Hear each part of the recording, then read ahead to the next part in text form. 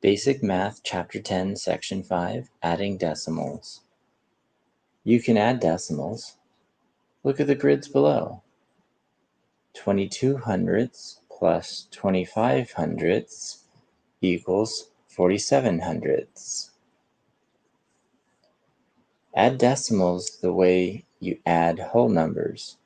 Line up the decimal points one over the other before you add. Then place the decimal point in the sum so that it lines up with the other decimal points. So that is the key. Line up the decimal points one over the other before you add. For example, add 2 and 85 hundredths plus 12 and 17 hundredths. Step 1, line up the decimal points vertically, and vertically means up and down. So they are lined up right here. There's the decimal points. Step 2, add, place the decimal point in the sum. And we add the ones, regroup where needed, and just keep going from the right to the left. The decimal place moves down.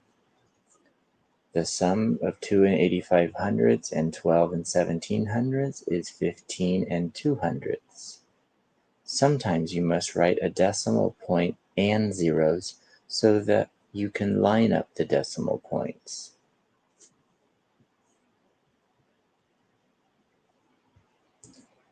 For example 2, add 6 plus 14 and 85 hundredths plus 2 and 5 tenths. So step 1, line up the decimal points. A whole number that has no decimal, you can always automatically add a decimal and zeros to the right of the decimal, because you can always add zeros to the right of a decimal number. 6.00 is the same as 6. And now we can line up all the decimals. Step 2, add. Place the decimal point in the sum. Start from the right and add one column at a time. The sum of 6 and 14 and 85 hundredths and 2 and 5 tenths is 23 and 35 hundredths.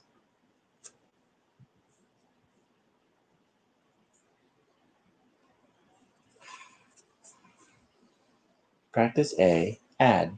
The decimal points have been lined up for you. So we're going to add 4 plus 3 is 7. Bring the decimal point down, and 1 plus 8 is 9.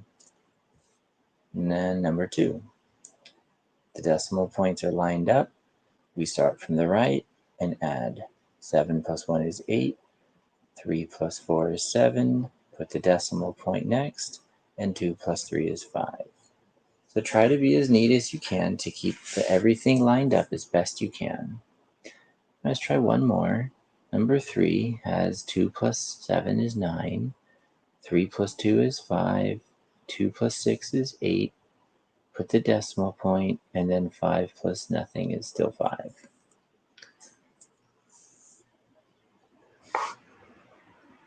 For practice B, we're adding. Remember to line up the decimal points. Write a decimal point in zeros if needed. Show your work in vertical form, which is up and down. So let's start with these ones on the side. Let's start with 11. So we have $159 plus 28 cents. So we've got 28 cents. Well, let's add a decimal point to the right of the whole number and 2 zeros to show the cents. So $159 plus 28 cents would become $159.28. Let's try one more with number 20. So we've got $25 plus 15 cents plus $49. So the $25 is a whole number. We can add a decimal and zeros to the right of it. 15 cents has the decimal in front of the 1 because the 1 is in the tenths place and the 5 is in the hundredths place. 49 is another whole number. We can add the decimal to the right of a whole number and add as many zeros as we want to the right of that. Now we can add everything up. 5 plus 0 is 5. 1 plus 0 is 1. Bring the decimal down. And then 5 plus 9 is 14. Regroup the 1. And 1 plus 2 plus 4 is 7. $74.15.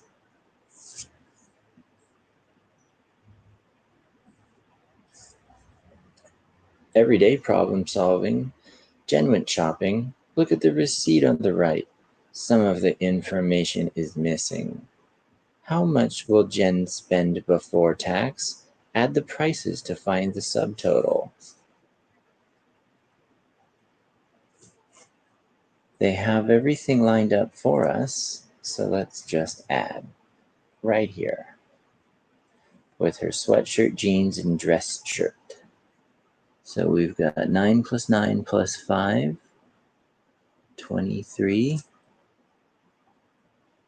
9 plus 3 plus 2 will be 14, plus 7 is 21. Bring the decimal down, and now the 2 goes up to that row, the column. 2 plus 9 is 11, plus 5 is 16, plus 9 more is 25. Another 2 on top. 2 plus 3 is 5, plus 4 is 9, plus 2 is 11. So Jen spent $115.13 before tax. That's the subtotal. Number 2, what is the total she needs? Add the sales tax to the subtotal to find out. So there's the tax. You could practice writing that in vertical form, lining up the decimals to do number 2. And then you can try number 3 to see if she has enough money. Then in your workbook, please practice Chapter 10, Section 5, and let me know if you have any questions. Thank you.